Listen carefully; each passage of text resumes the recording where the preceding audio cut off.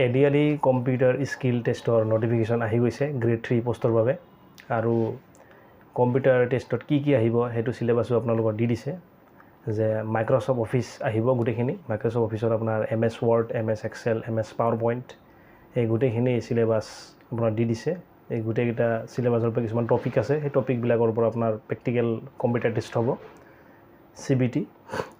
আৰু আপোনালোকে অলপ চালে নহ'ব এই তিনিটা মাইক্ৰ'ছফ্ট অফিচৰ তিনিটা যিটো পাৰ্ট আছে আপোনাৰ মাইক্ৰ'ছফ্ট ৱৰ্ড মাইক্ৰ'ছফ্ট এক্সেল আৰু মাইক্ৰ'ছফ্ট পাৱাৰপইণ্ট এই তিনিটাৰ বিষয়ে আপোনালোকৰ বহুত নলেজ থাকিব লাগিব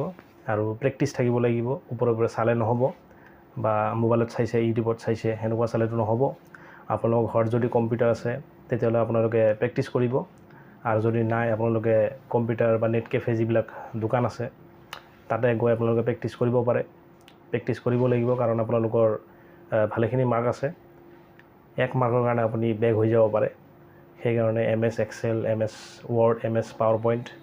আপোনালোকে প্ৰেক্টিছ কৰিব লাগিব একেদিন